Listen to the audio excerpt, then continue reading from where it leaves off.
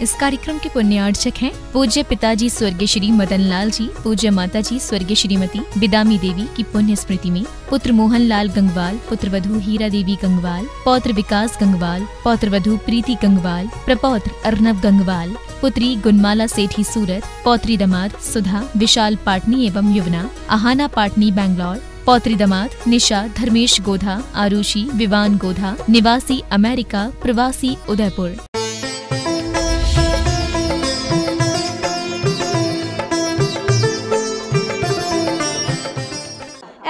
ऐसे कई लाखों की तादाद में महामुनीश्वर हुआ करते थे और इनका आए दिन विहार होता रहता था।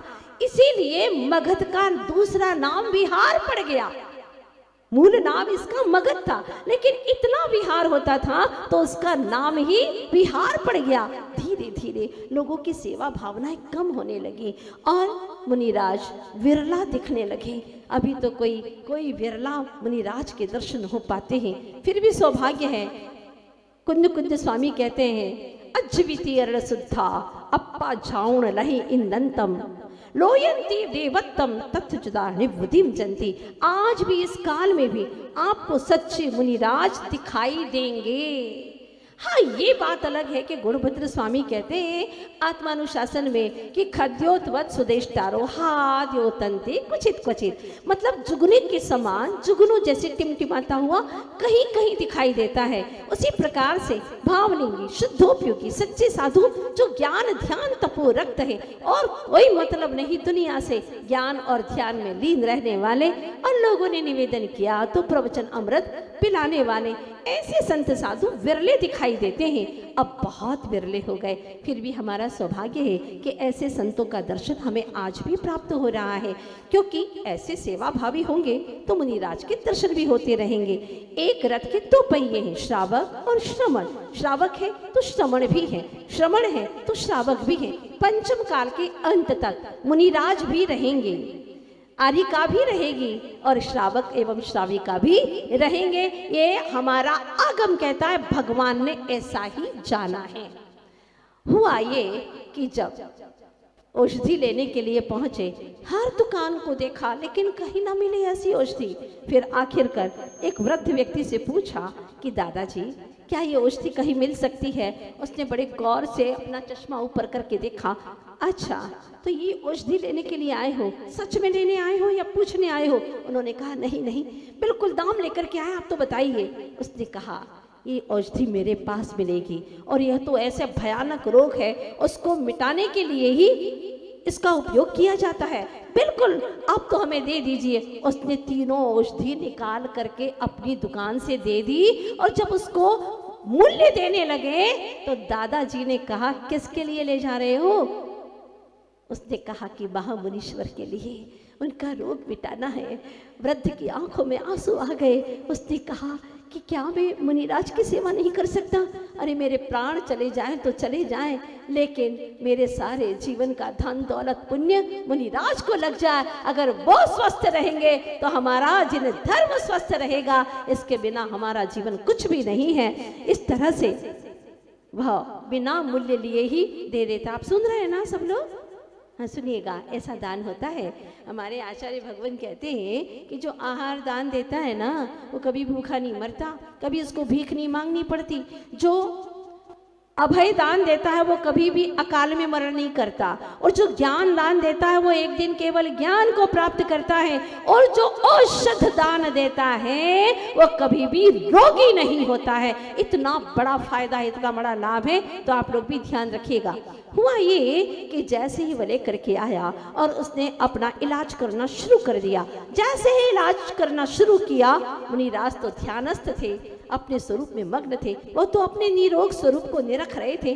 और जैसे ही इलाज करना शुरू किया, मुनिराज का जो काया थी वह बिल्कुल दीप्तिमय होने लगी। 3 दिन के अंदर बच्चों ने संकल्प लिया था, जब तक मुनिराज स्वस्थ नहीं होंगे हम अन्न जल को ग्रहण नहीं करेंगे। खड़क वालों, तुम होते तो क्या करते? बोलो। मीटिंग करते, फिर कहते क्यों भाई, कौन करेगा सेवा, देख लो अभी हमको तो टाइम बिल्कुल नहीं मिलता, एक कहेगा मेरी माँ बीमार है, एक कहेगा मेरा पिता बीमार है, एक कहेगा मेरे घर में तो शादी है। अरे पुण्यहीन ऐसा काम कर ही नहीं सकते।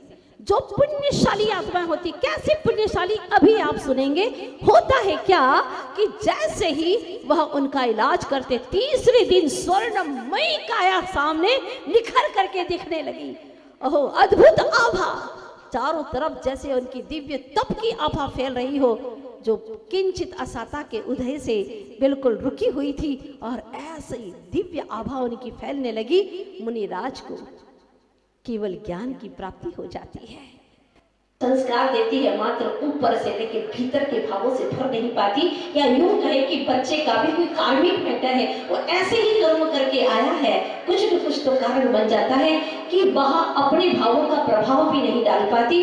लेकिन धन्य है वह भगवान तीर्थंकर बालक, मालूम है जब जन्म ले लेते हैं उस वक्त कहते हैं कि 1000 कलशों से सौधर्मेंद्र स्वयं विक्रिया करके 1000 भुजाएं बनाता है। 1008 नहीं, 1000 भुजाएं बनाता है। इस प्रकार से ग्रंथों में उल्लेख आता है, विमल पुराण में पढ़ा था। और बताया गया है कि 1008 आखिर क्यों लिखा जाता है, क्योंकि पहला कारण है 1008 नेत्रों से सौधर्मेंद्र निहारता है जब प्रथम दर्शन करता है। आज आपने देखा था कैसा देख रहा था, बिल्कुल बिना पलक झपकाए, ऐसे ही सौधर्मेंद्र निहारता है। 1008 नेत्रों से निहारता है, इसीलिए 1008 लिखा जाता है। दूसरा कारण है 1008 कलशों से पांडुक शिला पर अभिषेक होता है, पांडु शिला पर, इसीलिए भी 1008 भगवान के आगे लिखा जाता है। तीसरी बात, अभिषेक के उपरांत शरीर में जब इंद्र देखता है 1008 शुभ लक्षण है, जिसमें 900 व्यंजन है और 108 विशेष विशेष चिन्ह है, उनके ऊपर विशेष लक्षण है। देख करके वो 1008 इनके नाम के आगे लगाया जाता है। चौथी बात है 1008 नामों से जब केवल ज्ञान कल्याणक होता है, उस वक्त इंद्र स्तुति करता है, जिसको आप सहस्र नाम के माध्यम से भी सुन सकते हैं। जो दिन भर में सहस्र नाम का पाठ कर लेता है, उसके हजारों पाप नष्ट हो जाते, आने वाला पाप वहीं के वहीं पर रुक जाता है। इतनी ताकत है 1008 नामों के अंदर। इन 4 वजह से भगवान के नाम के आगे 1008 लिखा जाता है। अब प्रश्न उठता है, जब वह इंद्र देखता है तो उनके दाएं पैर के अंगूठे में जो चिन्ह होता है वही घोषित कर देता है। प्रश्न उठता है, हमें भी प्रश्न उठता था कि आखिर यह चिन्ह बनाने की क्या आवश्यकता है। इसका समाधान मिलता है बहुत अच्छे से सटीक। अगर भगवान का नाम ही लिख देते तो चल जाता ना। अब प्रश्न ये कि नाम लिखते तो कौन सी भाषा में लिखते? हिंदी में लिखते, गुजराती में लिखते। हिंदी में लिखते तो हिंदुस्तानी जो हिंदी जानता वही पढ़ पाता, और आज तो हिंदुस्तानी लोग भी, हिंदुस्तान के बच्चे भी हिंदी नहीं पढ़ पाते हैं। ऐसी दरिद्रता और ऐसी गरीबी आ गई है भाषा में भी, तो उनकी भावनाओं में कितनी गरीबी आई होगी सोच लीजिएगा आप। तो जब वह हिंदी में लिखते तो हिंदी वाले ही पढ़ पाते, अंग्रेजी में लिखते तो अंग्रेजी वाले ही पढ़ पाते, और गुजराती में लिखते तो वही पढ़ पाते, कन्नड़ में लिखते तो वही पढ़ पाते। तो क्या करें? 10 अष्ट महाभाषा समेत और लघु भाषा 7 शतक सूचित, इतनी सारी भाषाएं किस भाषा में लिखते? लेकिन आपने एक बात देखी होगी, अगर कोई व्यक्ति कन्नड़ वाला, तमिल वाला आ जाए और वो अपनी भाषा में बोले कि यहाँ आओ, यहाँ आओ, तो आप नहीं समझ पाएंगे, आप ऐसे ही ताकते रहेंगे। लेकिन वह इशारा करे कि, तो आप लोग समझ जाएंगे। मतलब चिन्ह से, इशारे से हर व्यक्ति समझता है, गूंगा भी समझ जाता है। इसीलिए हमारे आचार्य भगवंतों ने ये जिनागम की बात हमारे सामने रख दी कि अगर नाम लिखते तो कोई समझ नहीं पाता, इधर का उधर, और भाषाओं में बहुत सारी विपरीतताएं हैं, हम नहीं समझ पाते, वो नहीं समझ पाते, इसीलिए विभिन्नता है। इसीलिए चिन्ह घोषित कर दिया, चिन्ह सभी को समझ में आ जाता है, और चिन्ह के माध्यम से हम उस तीर्थंकर का नाम ले लेते हैं। अब तीर्थंकर का नाम, ये जो चिन्ह है, तो हम तो यही समझते हैं बच्चे की भाषा में कि तीर्थंकर का चिन्ह है, पर हमारा जिनागम कहता है ये तीर्थंकर प्रभु के नाम का चिन्ह है। कहते हैं ना, तो नाम की बातें हैं। 46 गुण गंभीर कहवत के यानी कहने की बात है, कहने का चिन्ह है। तो वास्तविक चिन्ह क्या है? जिसने राग द्वेष कामादिक जीते सब जग जान लिया, वाह, ये दो विशेषण हो गए। काम आदि जिसने जीत लिए वीतरागी हो, सब जग जान लिया सर्वज्ञ हो, सब जीवों को मोक्ष मार्ग का निष्प्रय हो उपदेश दिया, हितोपदेशी हो, उन्हें ही हम भगवान कहते हैं। ये है हमारे भगवान के चिन्ह, वीतरागी हो, सर्वज्ञ हो और हितोपदेशी हो, वो हमारे भगवान के चिन्ह है। जब भगवान का अभिषेक हो रहा था, आपको मालूम है क्या हुआ? इतने बड़े बड़े घड़े अभी भैया जी बता रहे थे भगवान के ऊपर उंडेले जा रहे हैं, तो भगवान की क्या दशा हुई होगी? 12 किलोमीटर से भी ऊपर इतना बड़ा तो कलश का मुख था और उससे 12 गुना और चौड़ा बीच का पेड़ था और 8 योजन की गहराई थी। ओ हो, क्या हुआ होगा? कैसे उन्हें ले गए होंगे? अतुल बल के धनी थे। हमारे प्रभु के जन्म के 10 अतिशय हैं। जन्म लेने के बाद में प्रभु किसी से हितमित भाषा के अलावा कुछ नहीं बोलते। तुम्हारे बच्चों को समझाइए, 10 अतिशय पढ़ाइए, समझाइए कि देखो बेटा, तुम्हें महान बनना है तो किसी को गाली गलौज नहीं करना। प्रभु किसी को गाली गलौज नहीं करते थे, प्रेम से बोलते थे, किसी से लड़ते झगड़ते नहीं थे। इसीलिए तो वह दिव्य भाषा के धनी बन गए, वचन गुप्ती धारण करके, और अंत में दिव्य भाषा दिव्य ध्वनि के धनी बन गए। बेटा, अगर तुम्हें भी ऐसी संपदा पानी है तो तुम्हें गाली गलौज नहीं करनी होगी। ध्यान रखना, ये छोटी छोटी बातें। प्रभु की कथा सुनाता कौन है? माँ खुश हो जाती है बेटे को मोबाइल दे करके।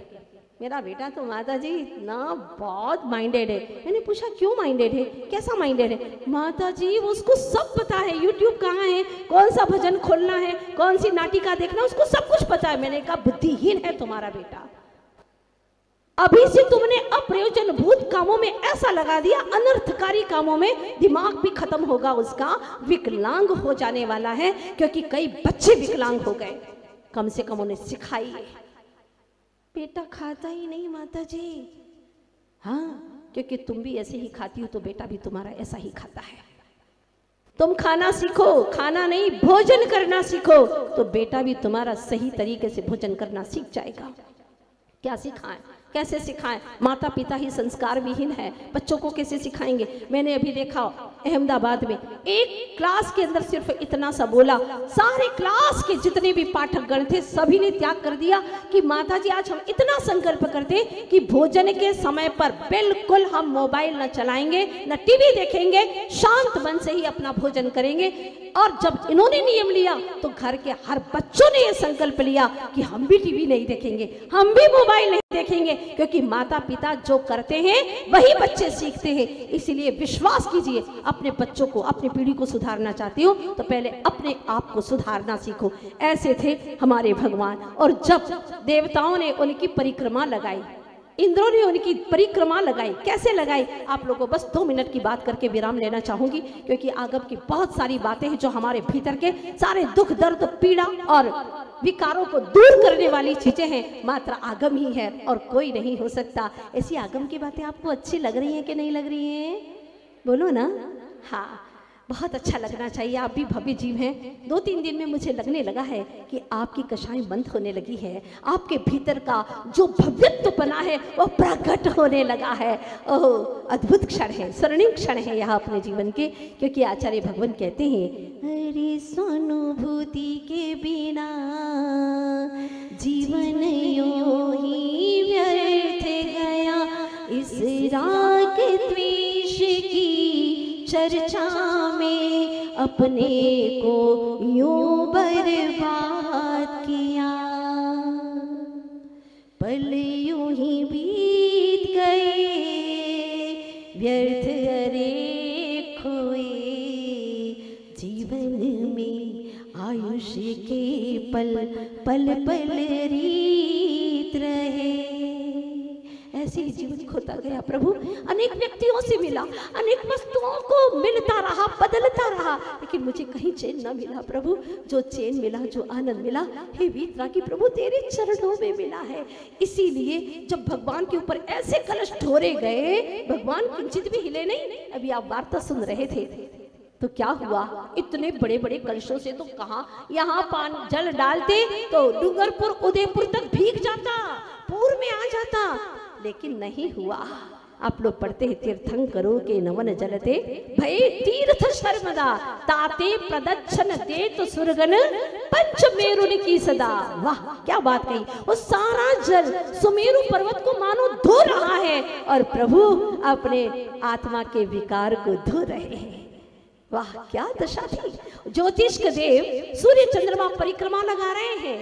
कहां से 790 योजन से 900 योजन तक जो ज्योतिष्क मंडल है वहां पर ही यह ज्योतिष्क मंडल नहीं पूरा जो हाँ ज्योतिष्क मंडल कह सकते हैं आप, पूरा ज्योतिष्क मंडल बिल्कुल कह सकते हैं। 790 योजन से 90 योजन तक, ठीक है। और भगवान जी कहाँ विराजमान है? पानुशिला लगभग 99,000 योजन। कितना ऊंचा। इंद्र को ज्योतिष्क देवों की महिमा नहीं आती, ध्यान रखना। सूर्य चंद्र की महिमा नहीं आती।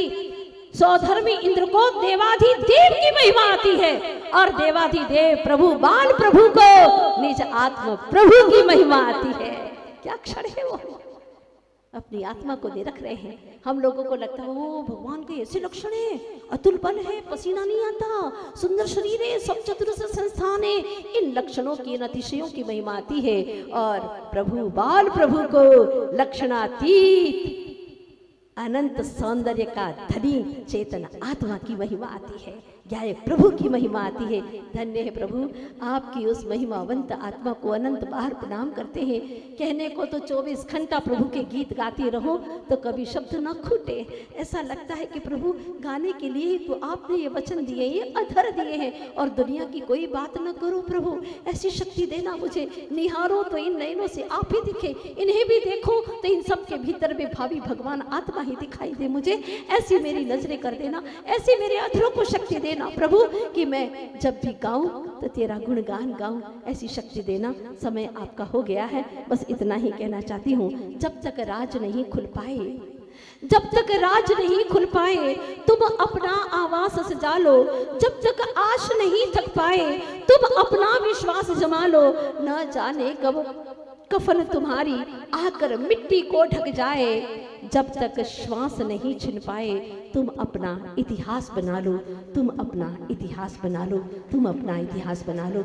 आज तक हम राग की बातों में थे, कल वैराग्य की ओर जाने वाले हैं। अद्भुत घटनाएं आप लोगों के बीच में आने वाली हैं और मुझे विश्वास है कि प्रवचन एक ऐसा सशक्त माध्यम है जिसके माध्यम से हम भगवान की और भक्ति की कड़ी को जोड़ सकते हैं। ये प्रवचन हमारा कुछ नहीं, सब गुरु का दिया हुआ है। सब गुरु ने दिया और रोशनी दी है।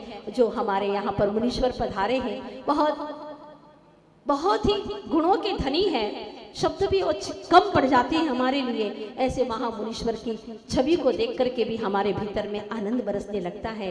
बस यही प्रार्थना करती हूँ, इनकी वाणी को सुने और हम अपने जीवन में कल्याण का मार्ग अवश्य खोलें। आप सबका जीवन आनंदमय हो, शुभ हो, मंगलमय हो। इन्हीं शुभकामनाओं के साथ में बड़ी आदिनाथ भगवान की, संत शिरोमणि आचार्य गुरुदेव श्री विद्यासागर जी महाराज की, पूज्य मुनिवर श्री विमल सागर जी महाराज की, पूज्य मुनि संघ की।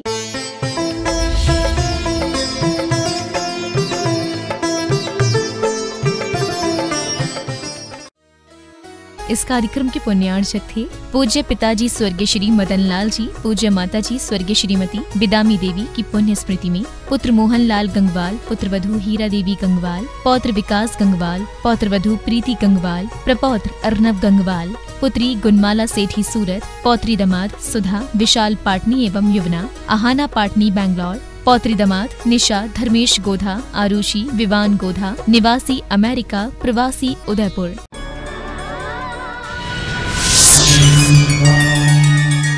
महाराष्ट्र के जिला वाशिम की पावन भूमि श्री अंतरिक्ष पाशनाथ तीर्थ शिरपुर जैन